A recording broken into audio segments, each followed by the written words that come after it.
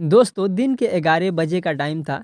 एक बहुत बड़े बैंक में एक बुजुर्ग व्यक्ति जिन्होंने साधारण से कपड़े पहन रखे हैं और उनके हाथ में एक पुराना सा लिफाफा है, उसे लेकर वह अंदर घुस जाते हैं।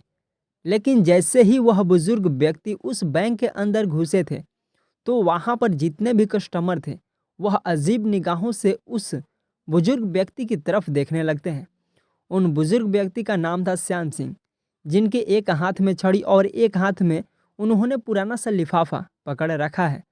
वह भी काउंटर ग्राहकों के लिए था और ग्राहकों की मदद करने के लिए एक महिला वहां पर बैठी हुई थी, जिस महिला का नाम था संगीता।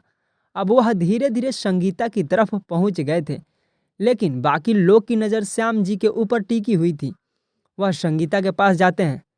मैडम, मेरे अकाउंट में क्या हो गया है? यह अच्छी तरह से नहीं चल रहा है। ऐसा कहकर श्याम सिंह जी उस लिफाफे को संगीता को दे देते हैं, लेकिन संगीता श्याम जी के कपड़ों को देखकर उन्हें जज करती है और कहती है कि बाबा, क्या आप गलत बैंक में तो नहीं आ गए हैं? मुझे लगता है कि आपका खाता किसी दूसरे बैंक में होगा। ऐसा कहकर संगीता और बैंक में मौजूद अन्य लोगों का काम करने लगती है और श्याम जी वहीं पर खड़ा होकर वेट करने लगते हैं। थोड़ी देर तक वेट करते हैं और वेट करने के बाद ही बोलते हैं, तुम मैनेजर को फ़ोन कर दो, दरअसल मुझे उनसे भी कुछ काम है, तो मैं उनसे कुछ बात कर लेता हूँ। संगीता ना चाहते हुए भी अपना फ़ोन उठाती है और फ़ोन उठाकर मैनेजर के केबिन का नंबर डायल कर देती है। उसने फ़ोन किया। फ़ोन करने के बाद मैनेजर को बता दिया, आपसे कोई मिलना चाहता है, उनको वहाँ पर भेज देती हूँ। मैनेजर वहीं से श्याम सिंह जी को देखने लगता है। श्याम सिंह जी बड़े ही साधारण दिखाई दे रहे थे। तभी मैनेजर फ़ोन पर संगीता से पूछने लगता है कि क्या यह हमारे बैंक का कस्टमर है या फिर ऐसे ही सिर उठाकर चलाया है? तो वह कहती है, सर यह बात मुझे पता नहीं है। तो मैनेजर कहता है, ऐसे लोगों के लिए मेरे पास टाइम नहीं है, तुम ऐसा करो, इन्हें बिठा दो और थोड़ी देर बैठकर यहाँ से चले जाएंगे। संगीता को आदेश मिल गया था बैंक मैनेजर के तरफ से और संगीता श्याम सिंह जी को वहाँ पर वेटिंग एरिया में बैठा देती है कि बाबा आप वहाँ पर बैठ जाओ, थोड़ी देर में मैनेजर साहब फ्री हो जाएंगे और उसके बाद आपसे मिलेंगे। श्याम सिंह जी वहाँ से टहलते हुए वेटिंग एरिया की तरफ चले जाते हैं और वहाँ पर कोने में रखी हुई एक चेयर पर बैठ जाते हैं और देखते हैं जितने भी कस्टमर आया करते वह अच्छे खासे सूट बूट में आया करते, लेकिन श्याम सिंह जी ने साधारण कपड़े पहन रखे थे और देखने से लगभग नहीं लग रहे थे कि उनका अकाउंट इस बैंक में होगा, क्योंकि उस बैंक के अंदर काफ़ी अमीर लोगों के अकाउंट रहते थे और यहाँ पर श्याम सिंह जी का अकाउंट होने का कोई सवाल ही पैदा नहीं हो रहा था। इस वजह से श्याम सिंह जी आकर्षक का केंद्र बन गए थे और सभी लोग उनकी तरफ घूर घूर कर देखे जा रहे थे और तरह तरह की बातें उनके बारे में बना रहे थे। यह बात श्याम सिंह जी को भी सुनाई देती है, लेकिन वह इन सभी चीज़ों का इग्नोर करते हैं और अपना नंबर आने का वेट करते रहते हैं। वह सोचते हैं कि थोड़ी देर में मैं बात कर लूँगा। इस बैंक के अंदर एक और व्यक्ति आया जो छोटी पोस्ट पर यहाँ पर काम किया करता था, जिसका नाम पवन था। उसने उस बुजुर्ग व्यक्ति को वेटिंग एरिया में बैठते हुए देखा और उसकी तरफ सभी लोग देख रहे हैं और उनके बारे में तरह तरह की बातें कर रहे हैं और कोई कह रहा है कि इस बैंक के अंदर तो इसका अकाउंट हो ही नहीं सकता और यह यहाँ पर कैसे आ गया, ऐसे लोगों को इन लोगों ने कैसे बैठा रखा है। इस तरह की बातें उसके बारे में चल रही थी और यह सभी बातें पवन सुन लेता है। तो श्याम सिंह जी के पास जाता है और वहाँ पर जाकर बड़े आदर भाव से उनसे पूछने लगता है कि बाबा, आप यहाँ पर क्यों आए हो और क्या काम है आपको? क्योंकि पवन को बुजुर्ग व्यक्ति की हालत देखकर थोड़ा अच्छा नहीं लगा और बुजुर्ग से आने का वजह पूछता है, तो वह बुजुर्ग व्यक्ति पवन को बता देते हैं कि मुझे मैनेजर से कुछ काम है। इस बात को सुनकर पवन उनसे कहता है कि ठीक है बाबा, मैं जाकर मैनेजर को बताता हूँ। पवन जाकर मैनेजर से कहता है कि मैं जाकर मैनेजर को बताता हूँ। पवन जाकर मैनेजर से कहता है, लेकिन मैनेजर उस बूढ़े आदमी को देखकर कहता है, वहाँ पर बैठा दिया है, थोड़ी देर वहाँ पर बैठेगा और बैठने के बाद वहाँ से चला जाएगा। इसके बाद मैनेजर पवन को और कोई काम बता देता है और कहता है कि तुम फलाना काम कर लो और किसी काम से मतलब मत रखा करो। अब पवन दूसरे काम में लग जाता है और धीरे धीरे उस बुजुर्ग व्यक्ति को यहाँ पर बैठे हुए लगभग 1 घंटा हो गया था। 1 घंटे तक बुजुर्ग व्यक्ति अपना धैर्य बनाए रखता है, लेकिन उसके बाद उसे यह बात सहन नहीं होती है। वह खड़ा होता है और खड़ा होने के बाद मैनेजर के केबिन की तरफ बढ़ने लगता है। अब जैसे ही वह मैनेजर के केबिन की तरफ बढ़ता है तो मैनेजर देखा है कि वह बुजुर्ग व्यक्ति उसके पास आ ही रहा है, तो वह फौरन से अपने केबिन से बाहर निकलता है और निकलने के बाद उस बुजुर्ग व्यक्ति के सामने खड़ा हो जाता है और फिरते हुए पूछने लगता है कि हाँ बाबा बताइए आपको क्या काम है। तो श्याम जी अपना लिफाफा आगे की तरफ बढ़ाते हुए कहने लगते हैं कि बेटा यह देखो मेरा अकाउंट की डिटेल इसके अंदर है और अकाउंट से कोई भी लेन देन नहीं हो पा रही है। आप देखकर बताइए कि इसमें क्या दिक्कत है। यह बात सुनकर मैनेजर थोड़ी देर तक सोच विचार करता है और सोच विचार करने के बाद कह देता है कि बाबा जब किसी अकाउंट में पैसे नहीं रहा करते तो ऐसा ही हो जाता है। तभी अपने अकाउंट में पैसे जमा नहीं करवाए होंगे, अभी अपने अभी अपने अकाउंट में पैसा जमा नहीं करवाए होंगे और इसी वजह से आपके अकाउंट की लेन देन रोक दी गई है। इसके बाद बुजुर्ग व्यक्ति बोलते हैं पहले अकाउंट चेक कर लो, उसके बाद ही कुछ मुझे बताओ तो ही अच्छा रहेगा। आप जैसे लोगों की शक्ल को देखकर मैं बता देता हूं कि कौन व्यक्ति किस तरह का है, किसने अपने अकाउंट में कितना पैसा जमा किया होगा। अकाउंट में तो मुझे कुछ भी दिखाई नहीं दे रहा है और मैं चाहता हूं कि अब आप यहां से चले जाओ। सभी कस्टमर आपकी तरफ देख रहे हैं और बैंक के अंदर एक अलग तरह का माहौल क्रिएट हो रहा है। इसके बाद श्याम सिंह जी उस लिफाफे को उसकी टेबल पर रखते हैं और कहते हैं कि ठीक है बेटा मैं तो चला जाऊंगा, लेकिन इस लिफाफे में जो भी डिटेल लिखी हुई है उनको एक बार जरूर से देख लेना।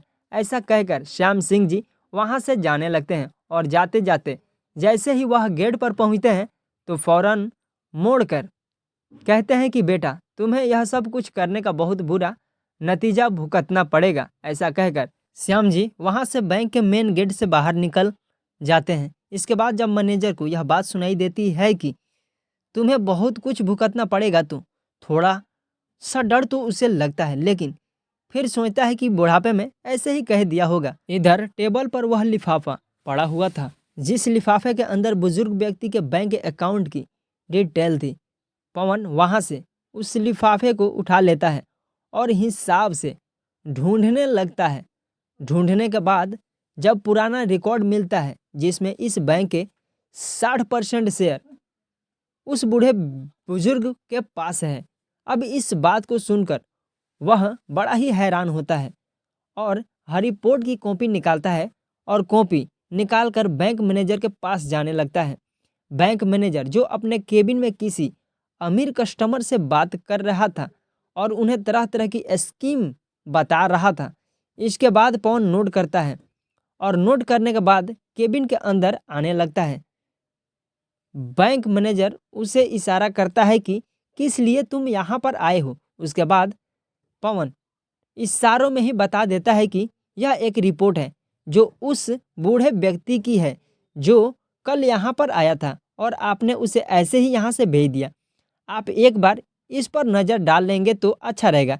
ऐसा कहकर पवन ने वह रिपोर्ट मैनेजर साहब की टेबल पर रख देता है, लेकिन तभी जो मैनेजर साहब होते हैं अपने उस क्लाइंट से थोड़ी देर के लिए एक्सक्यूज लेते हैं और कहते हैं कि देखो भाई पवन, हमारे पास ऐसे वैसे आदमी के लिए टाइम नहीं है, मुझे ऐसे कस्टमर में कोई भी दिलचस्पी नहीं है।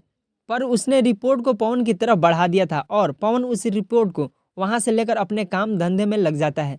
बैंक के अंदर का माहौल अब शांत हो गया था। सभी लोग अपने काम में लग गए थे और धीरे धीरे शाम हो जाती है। उसके बाद दूसरे दिन उसी टाइम पर जिस टाइम पर श्याम सिंह जी आए थे उसी टाइम पर फिर से आते हैं। उनके साथ एक सूट बूट वाला व्यक्ति था जिसके हाथ में बैग था। उसने ऊंची आवाज़ से पुकारा, मैनेजर कहाँ है? तो मैनेजर डरते हुए अपने केबिन से निकलकर श्याम सिंह जी के सामने आकर खड़ा हो गया था। तभी श्याम सिंह जी मैनेजर से कहते हैं कि मैनेजर साहब, मैं आपसे कहा था ना कि यह बात आपको बहुत भारी पड़ेगी। आपने जो कुछ भी कल मेरे साथ किया था वह बिल्कुल भी बर्दाश्त नहीं।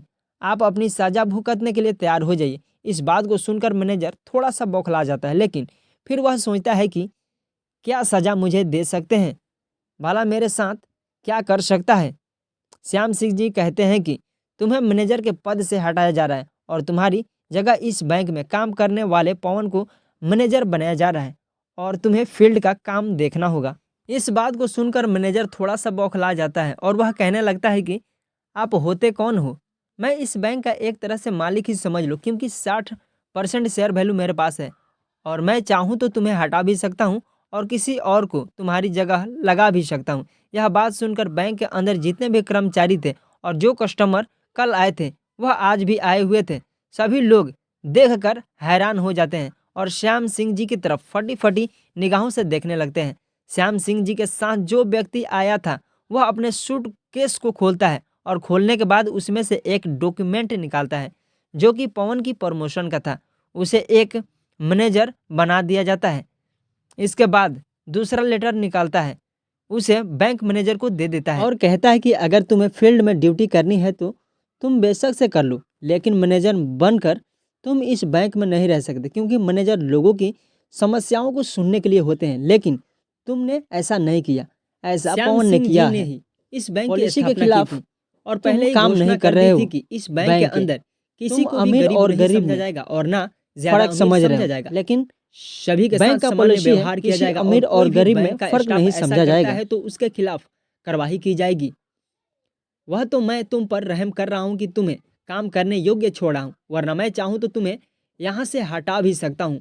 जो तुमने मेरे साथ किया है, बैंक में काम करने वाला पवन जिसके हाथ में कुछ नहीं था लेकिन फिर भी उसने मुझे जाकर पूछा और मेरे लिए कुछ करना चाहा, तो इस पोस्ट के लिए वह असली हकदार है, ताकि वह ग्राहकों को अच्छी तरह से समझ सके और उनके कपड़ों को देकर उनको ऐसा कहकर श्याम सिंह जी संगीता को बुलाते हैं और संगीता को भी इस बात के बारे में फटकार लगाते हैं कि मैं पहली गलती समझकर तुम्हारी गलती को माफ कर देता हूं, लेकिन बैंक के अंदर कोई भी व्यक्ति अगर आ जाए तो उसको उसके कपड़े से जज नहीं करना है, उसे जल्दी से देखना चाहिए। अगर पहले ही हैंडल कर लेती तो इस मैनेजर के साथ मुझे बहस नहीं करना पड़ता। संगीता हाथ जोड़ने लगती है और उनसे माफ़ी मांगने लगती है। बाबूजी, मुझे माफ़ कर दो, मुझे बहुत बड़ी गलती हो गई और आगे से आपको ऐसा कुछ सुनने को नहीं मिलेगा। श्याम सिंह जी वहाँ से उस व्यक्ति के साथ वापस जाने लगते हैं और सभी लोगों से कह कर गए थे कि ज़रूरत है और इसे जितना हो सके उतना सीख लीजिए, तुम्हारे लिए अच्छा होगा। अब मैं बीच बीच में यहाँ पर आता रहूँगा। और चले जाते हैं और बैंक का पूरा स्टाफ इस बारे में बात करने लगता है और सोचता है कि आप हैं और सब बैंक के अंदर काम करने लगते हैं। श्याम सिंह जी का यह करना लोगों को पसंद आया और लोग बोलने लगे, मालिक हो तो ऐसा हो, वरना बहुत मालिक बैंक को खोलकर चले जाते हैं। फिर चाहे बैंक के पीछे कोई भी कर्मचारी कैसा भी कर्म करे, उन्हें इस चीज़ से कोई भी मतलब नहीं होता। लेकिन श्याम सिंह जी ने अपने ऑनर होने का पूरा कर्तव्य निभाया और उसे बैंक के कर्मचारियों को अच्छा सा सबक सिखाया। आप क्या कहना चाहते हो हरपाल सिंह जी के बारे में? आप क्या कहना चाहते हैं पवन के बारे में? आपकी क्या राय है? कमेंट बॉक्स में ज़रूर लिखें। थैंक यू दोस्तों इस वीडियो को पूरा सुनने और देखने के लिए।